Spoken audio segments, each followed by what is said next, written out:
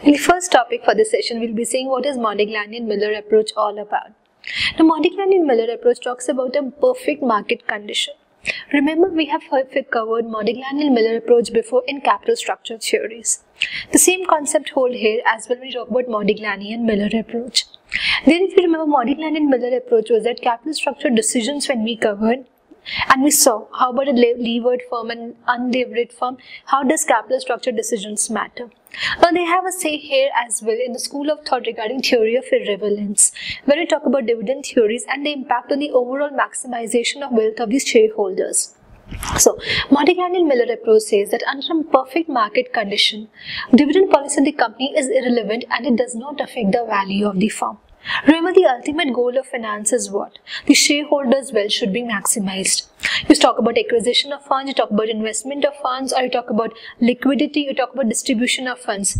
At the end, shareholders' value should be maximized. And in this school of thought, when you talk about distribution of funds at the end, when your business has started generating revenue, Modigliani and Miller is very clear.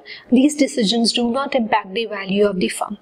So under the conditions of perfect markets, rational investors, and in the absence of tax discrimination between the dividend income and your capital appreciation, given the investment policy of a company, dividend policies have no influence on the market price of shares.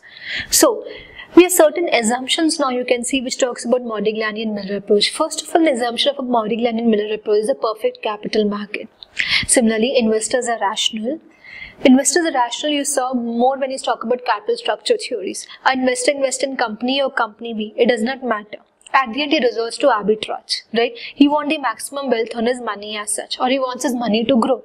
So the investors are rational. Their company A, company B does not matter at the end if their wealth is maximized. There are no taxes. The firm has a fixed investment policy and there's no risk or uncertainty. Modigliani and Miller is a complete different school of thought than a theory of relevance like Gordon and Walter model which we covered in the previous sessions.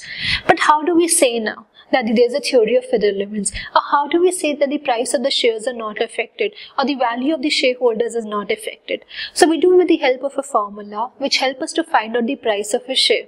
So you can find out the prevailing market price of a share by dividend to be received at the end of the year, add back the market price of the share at the end of the year, divide by 1 plus cost of equity capital.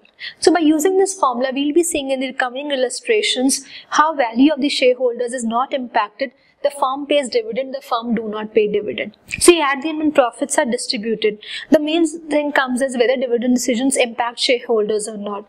And they say it's not impacted. Company pays dividend, company do not pay dividend, does not get impacted at all.